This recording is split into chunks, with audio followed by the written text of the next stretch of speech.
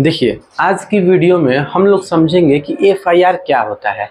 आज भी हमारे देश में बहुत सारे ऐसे लोग हैं जिनको एफआईआर के बारे में नहीं पता है। आज की वीडियो में वही हम लोग देखेंगे कि एफआईआर क्या होता है, उसका फुल फॉर्म क्या होता है और जीरो एफआईआर क्या होता है, एफआईआर क्या होता है, एनसीआर क्या होता है, कब एफआईआर दर्ज कराया जाता है और किस किस प्लेटफॉर्म से हम एफआईआर दर्ज करा सकते हैं। तो आज की वीडियो में हम लोग यही सब देखेंगे, लास्ट तक बने रहिए, आपको सब कुछ समझ में आ जाएगा। देखिए, सबसे पहले तो समझिए कि एफआईआर का फुल फॉर्म क्या होता है। देखिए, एफआईआर का फुल फॉर्म होता है फर्स्ट इन्फॉर्मेशन रिपोर्ट। ठीक है, एफआईआर का फुल फॉर्म क्या होता है? First information report. अब समझिए कि एफआईआर क्या होता है। देखिए, अगर कोई व्यक्ति है वह अपना कंप्लेन लेकर थाने के पास जाता है, वह अपना कंप्लेन लेकर कहाँ जाता है? थाने में जाता है, पुलिस के पास जाता है। अगर कोई व्यक्ति अपना कंप्लेन लेकर पुलिस के पास जाता है और पुलिस उसकी बात सुनती है और अपने कॉपी में कुछ लिखती है, उसी को क्या कहते हैं? एफआईआर कहते हैं, यानी कि फर्स्ट इन्फॉर्मेशन रिपोर्ट। अगर कोई व्यक्ति अपनी बात यानी कि अपना कंप्लेन लेकर पुलिस स्टेशन जाता है, पुलिस से बताता है और पुलिस उसकी बात सुनती है और कुछ लिखती है अपने कॉपी या बुक में, उसी को क्या कहते हैं? एफआईआर कहते हैं। क्लियर इतना बात? अब समझिए। देखिए, एफआईआर भी दो तरह का होता है, एक होता है कॉग्निजेबल एफआईआर और एक होता है non cognizable FIR. Cognizable FIR और नॉन कॉग्निजेबल एफआईआर में अंतर क्या है समझिए। कॉग्निजेबल एफआईआर, मान लीजिए जो संगीन अपराध, कॉग्निजेबल को उर्दू में कहते हैं संगीन और हिंदी में इसको संज्ञेय कहते हैं, संज्ञेय, और नॉन कॉग्निजेबल को कहते हैं असंज्ञेय। यानी कि संगीन अपराध, ऐसा आप लोग मूवी में सुने होंगे कि संगीन अपराध किया, इसने क्या किया है? संगीन अपराध किया, यानी कि बहुत बड़ा जुर्म किया है, तो जब बड़ा बड़ा मैटर होगा तो किस में जाएगा? कॉग्निजेबल में जाएगा, और जब छोटा मोटा मैटर रहेगा वो किस में जाएगा? Non cognizable. एग्जाम्पल से समझिए कि कॉग्निजेबल में क्या क्या आएगा। देखिए, मान लीजिए किसी का मर्डर कर दिए, डकैती कर दिए कहीं जाकर, या फिर कोई ऐसा काम कर दिए जिससे उसको बहुत बड़ा लॉस हो गया, उसका घर जला दिए, उसका दुकान जला दिए, तो ये सब की चीज़ में आ जाएगा, कॉग्निजेबल में आ जाएगा। और नॉन कॉग्निजेबल में क्या आएगा? मान लीजिए अपने ज़मीन के लिए लड़ाई झगड़ा कर लिए, आपस में बहस कर लिए, बहस की वजह से थोड़ा मारपीट हो गया, तो ये सब क्या है? छोटा छोटा जो भी है इशू, वो सब किस में आएगा? नॉन कॉग्निजेबल में आएगा। इतना क्लियर है ना? अभी तक हम लोगों ने क्या समझा? एफआईआर समझे। एफआईआर क्या होता है? एफआईआर का फुल फॉर्म देखे, फर्स्ट इन्फॉर्मेशन रिपोर्ट। कॉग्निजेबल और नॉन कॉग्निजेबल देखे। कॉग्निजेबल को संगीन अपराध, यानी कि जब बड़ा मैटर रहेगा तो कॉग्निजेबल, छोटा मैटर है, छोटा मोटा मैटर, उसको क्या कहेंगे? Non cognizable. ठीक है, अब समझिए। देखिए, एफआईआर तो आपने गए एफआईआर बताएं, पुलिस को बताएं कि ऐसी ऐसी बात है, हमारे साथ ये घटना घटी है, हमारे साथ ये अपराध हुआ है, आप हमारा एफआईआर दर्ज कर लीजिए। तो अब पुलिस का यह अधिकार है, पुलिस आपसे पूछेगा कि आखिर आपके साथ क्या हुआ है, तो आप बताइएगा कि हमारे साथ, हमारे घर में क्या हुआ? चोरी हुआ, या फिर हमने मर्डर होते हुए देखा, या फिर कोई भी इशू ऐसा है जो कि बड़ा मैटर है, तो वो किस में लिखेगा? वो कॉग्निजेबल, यानी कि वो एफआईआर लिखेगा। अगर वही आप जाकर बोले कि मेरे पड़ोसी ने क्या किया कि मुझसे मारपीट कर ले या फिर जमीन के लिए मुझसे बहस कर लिया, हम उसके खिलाफ एफआईआर लिखवाना चाहते हैं, तो पुलिस क्या करेगा? उस टाइम वो एफआईआर नहीं लिखेगा, वो क्या करेगा? एनसीआर करेगा। एनसीआर का फुल फॉर्म होता है non cognizable report. Non cognizable report NCR लिखेगा। एनसीआर में क्या लिखेगा? यानी कि ये छोटा मैटर हो गया। छोटा मैटर किस में लिखा जाता है? एनसीआर में लिखा जाता है, यानी कि छोटा मैटर हो गया। तो जब छोटा रहेगा तो ये थाना ही तक रह जाएगा, आपस में सुलझा लिए तो ठीक है, नहीं तो पुलिस ही आपस में बात करके इसको सॉल्व कर देती है। तो समझ में आया? जब छोटा मैटर रहेगा तो एनसीआर में लिखाएगा, एनसीआर में होगा, और जब वही मर्डर का बात हो गया, चोरी का बात हो गया, डकैती का बात आ गया, तो किस में लिखाएगा? एफआईआर में लिखाएगा। अब समझिए, अब तो मान लीजिए आप गए हैं, अब बताएं कि नहीं हमारे घर पर चोरी हुआ या फिर डकैती हुआ है, तो आप एफआईआर लिखवा रहे हैं। ठीक है, लिखेगा जब, तो लिखेगा जैसे मान लीजिए 365/2023 ऐसे लिखेगा।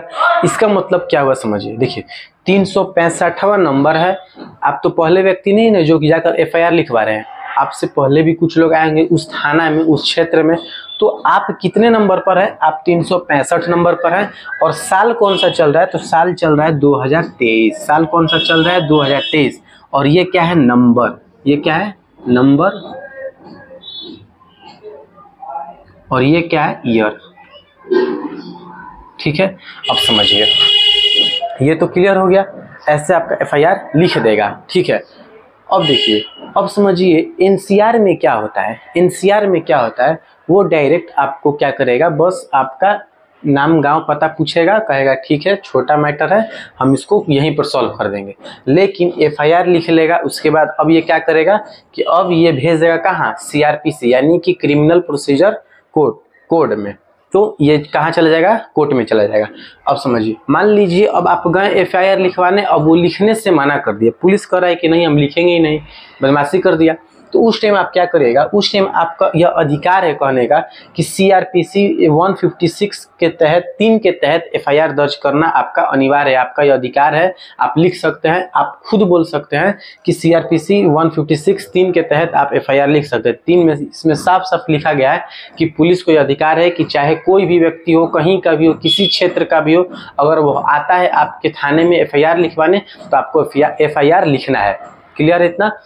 सीआरपीसी 156 3 के तहत ये लिखा गया है, सेक्शन 156 3 के तहत ये लिखा गया है कि अगर कोई भी व्यक्ति आपके थाना में आता है, कहीं का भी आपके क्षेत्र का है या फिर आपके क्षेत्र से दूर का है, अगर वो आपके थाने में आता है, अगर आपके सामने एफआईआर लिखने का कहता है, एफआईआर लिखने के लिए कहता है, तो आपको एफआईआर लिखना है। ठीक है, नहीं लिखेंगे तो आप ये इसके तहत उसी को केस हो जाएगा, उसी पर केस हो जाएगा। अब समझिए, तो ये हो गया। अगर मान लीजिए अब दूसरे क्षेत्र का आता है, दूसरे क्षेत्र का व्यक्ति आता है और कहता है कि हमको एफआईआर लिखवाना है। एग्जाम्पल में समझिए, मान लीजिए आप 2 भाई हैं, ठीक है, आपका भाई पटना में है और आप हैं कहाँ पर, मान लीजिए मुंबई में है। ठीक है, तो अब आप मुंबई में आपके साथ घटना घट गया, आप अपने भाई को कॉल करके बोले कि हमारे साथ चोरी हुआ, चाहे ये हुआ, डकैती हुआ, आप वहाँ पर तुम पटना में क्या करो, एक एफआईआर लिखवा दो जाकर। तो अब आपका दोस्त क्या, आपका भाई क्या किया कि आया पटना में, पटना थाने में जाकर एफआईआर लिख दिया। तो उस समय वो पूछेगा कि कहाँ से हो, सब वो अपना डिटेल बताएगा।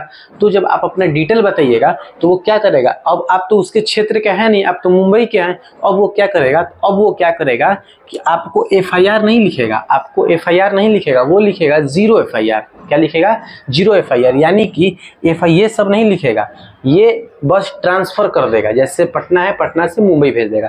तो एफआईआर समझ में आ गया और 0 एफआईआर समझ में आ गया। जब आपके क्षेत्र का नहीं रहेगा व्यक्ति तो आप क्या करिएगा, 0 एफआईआर, पुलिस क्या करेगा, 0 एफआईआर लिखेगा। क्या करेगा, 0 एफआईआर, इसी को कहते हैं 0 एफआईआर। क्लियर है। अब समझिए चार्ज शीट क्या होता है। देखिए, अगर मान लीजिए आप केस किए, ठीक है, एफआईआर लिखा गया है, पूरा क्लियर हो गया एफआईआर लिखकर, अब पुलिस क्या करेगा, जिसके खिलाफ एफआईआर लिखाया गया है उसको सूचना देगा, अगर मिल जाता है तो उसको सूचना देगा, उससे कहेगा कि तुम्हारे खिलाफ एफआईआर दर्ज हुआ है। तो अगर वह चार्ज शीट बनाने से पहले अगर वह कर लेता है, उससे बात समझ कर लेता है, दरोगा से, पुलिस से समझ लेता है तो ठीक है। अगर चार्ज शीट बना लिया तो फिर कुछ नहीं हो सकता। अब यह केस कहाँ चला जाएगा, कोर्ट में चला जाएगा, यानी कि सीआरपीसी क्रिमिनल प्रोसीजर कोड, ये कहाँ चला जाएगा, कोर्ट में चला जाएगा। इतना क्लियर है। आई होप आप लोगों को ये बात समझ में आ गई होगी। अब समझते हैं हम लोग कि एफआईआर दर्ज कैसे कराई जाती है। अगर आप घर पे बैठे हैं तो एफआईआर कैसे दर्ज करा सकते हैं, कौन कौन सी प्रक्रिया है जिससे आप एफआईआर दर्ज करा सकते हैं, अब वो समझ। अब देखिए, अब समझिए कि हाउ टू फाइल एफआईआर, यानी कि हम लोग एफआईआर दर्ज कैसे करा सकते हैं, किन किन प्रक्रियाओं से एफआईआर दर्ज कराया जा सकता है। देखिए, 3 तरीकों से एफआईआर दर्ज कर सकते हैं आप। सबसे पहला है पुलिस स्टेशन, यानी कि पुलिस स्टेशन में जाकर, दूसरा है फ़ोन यानी कि कॉल कर कर, और तीसरा है ऑनलाइन कर कर, टाइप ऑनलाइन वेबसाइट में जाकर कर सकते हैं। ठीक है, देखिए पुलिस स्टेशन, ये दोनों का क्या जरूरत पड़ा, ताकि पुलिस स्टेशन तो था ही, लेकिन फ़ोन और ऑनलाइन का क्या जरूरत पड़ा समझिए। देखिए, पहले या फिर अभी भी क्या होता है कि जैसे थाने पर जाने के बाद क्या होता है कि पुलिस जो होते हैं वो क्या करते हैं कि ऐसा ऐसा सवाल करने लगते हैं जिससे लोग घबरा जाते हैं। तो क्या होता है, अपना एफआईआर लिखवाते ही नहीं, या फिर कुछ ज़्यादा ही सवाल कर देते हैं। तो इस वजह से क्या हुआ कि एक ऑनलाइन, सरकार ने क्या किया, ऑनलाइन की सुविधा ला दी। आप घर बैठे भी कॉल करके एफआईआर दर्ज करा सकते हैं या फिर ऑनलाइन भी करा सकते हैं। ऑनलाइन बताते हैं क्षेत्र में कौन कौन सा वेबसाइट काम करता है, किस क्षेत्र का, बिहार से हैं, कहीं से भी हैं आप, उसका अलग अलग है वेबसाइट बताते हैं। सबसे पहले समझिए पुलिस स्टेशन। देखिए, अगर आप पुलिस स्टेशन में जाते हैं एफआईआर दर्ज कराने, तो उस समय आप क्या करिए कि आप पुलिस को अपने मौखिक यानी कि मुंह से भी एफआईआर दर्ज करा सकते हैं, यानी कि बोल सकते हैं अपना बात, या फिर आप लिख भी सकते हैं। लिखकर अपना एक पेज पर लिख दीजिए एफआईआर, जो जो आपको बात बोलना है जिसके खिलाफ, आप सारी बात एक पेज पर लिख दीजिए, उसको एक बार पढ़ लीजिए अच्छे से और जाकर जमा कर दीजिए पुलिस स्टेशन में। ये ये FIR दर्ज हो जाएगा।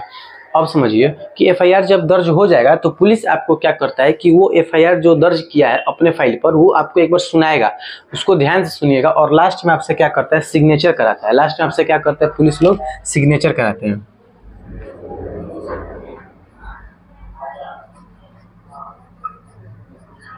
सिग्नेचर कराएंगे और आप रिटन भी दे सकते हैं, यानी कि लिख कर दे सकते हैं, या फिर ओरल बोल भी सकते हैं। ठीक है, अब समझिए फोन में क्या होता है। देखिए आप क्या करिए, घर बैठे 100 पे डायल करिए, उसके बाद आपकी जो भी बात है आप यहाँ से कर सकते हैं कि हमारे साथ ये घटना घटी है, हम FIR दर्ज कराना चाहते हैं। नाम पता पूछेगा आपका, अगर जो आपके साथ किया है अपराध उसका नाम अगर आपको पता है तो ठीक है, नहीं तो आप इतना डिटेल दीजिए, जो डिटेल मांगेगा आप दे दीजिए, आपका FIR दर्ज हो जाएगा। ऑनलाइन में समझिए, ऑनलाइन में क्या होता है, ऑनलाइन में आपको गूगल पर जाना है,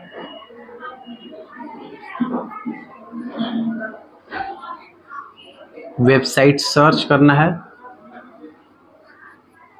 उसके बाद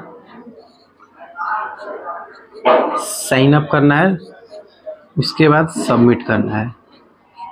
ठीक है, तो अब गूगल पे तो चले जाएंगे, लेकिन कौन सा वेबसाइट सर्च करिएगा। मान लीजिए आप बिहार से हैं, दिल्ली से हैं, हरियाणा से हैं, कहीं से भी हैं, तो आप कैसे करेंगे इसको देख लीजिए एक बार। अब देखिए ऑनलाइन FIR लिंक, क्या क्या लिंक है, ऑनलाइन कैसे कर सकते हैं अभी बता रहे हैं। देखिए बिहार का अगर आपको करना होगा तो http:/police.bihar.gov.in। ठीक है, उसके बाद यूपी में अगर करना होगा तो https:/uppolice.government.in।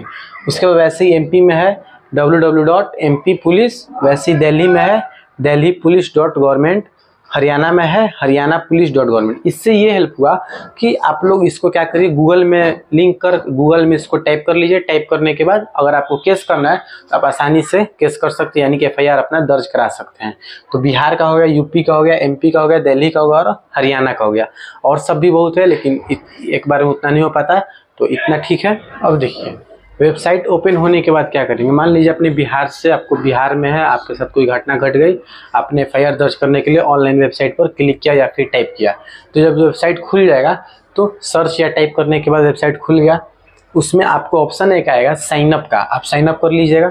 साइन अप करने के बाद ऑनलाइन FIR कंप्लेन एक लिखा होगा, उसके नीचे स्क्रॉल करिएगा, ऐसे स्क्रीन उठाइएगा, ऐसे ऑनलाइन FIR कंप्लेन लिखा होगा, उस पर क्लिक करिएगा जब, तो एक फॉर्म खुलेगा, एक क्या करेगा, एक फॉर्म खुलेगा ऐसा। देखिए एक ऐसा फॉर्म खुलेगा, उसमें आपको नेम दिया रहेगा, फादर नेम, बाकी सब कुछ ऐसे ही फॉर्म फिलअप करना होगा। ठीक है, फॉर्म फिलअप करने के बाद आप एक बार उसको रीचेक कर लीजिए, यानी कि पूरा ऊपर से लेकर नीचे तक पढ़ लीजिए अच्छे से।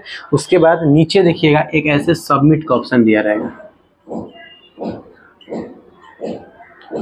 ऐसे सबमिट का ऑप्शन देगा, इस पर क्या करिए, क्लिक कर दीजिएगा। इस पर जब क्लिक करिएगा तो आपको एक वेरीफाई कोड आएगा, जब आप मोबाइल नंबर इसके ऊपर यहाँ पर सब इंफॉर्मेशन डालेंगे, यहाँ पर दिया होगा मोबाइल नंबर, तो मोबाइल नंबर डालेंगे, मान लीजिए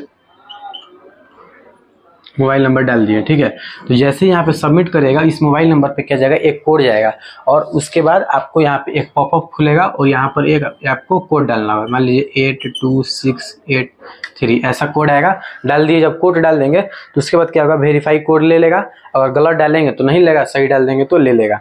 उसके बाद लास्ट में आपको प्रिंट का ऑप्शन दिखा देगा, यहाँ पर प्रिंट कर लीजिएगा, अगर आपके पास प्रिंटर होगा तो प्रिंट कर कर उसे आप रख सकते हैं, आपका FIR दर्ज हो जाएगा। तो आई होप आप लोगों को ये वीडियो के थ्रू FIR के बारे में सारी जानकारी मिल गई होगी। अगर अभी भी कोई ऐसा क्वेश्चन है जिससे FIR से बाकी रहा तो आप कमेंट बॉक्स में FIR से जुड़े कोई सा भी क्वेश्चन पूछिए, मैं उसका वीडियो या फिर उसका आंसर उसी में दे दूंगा।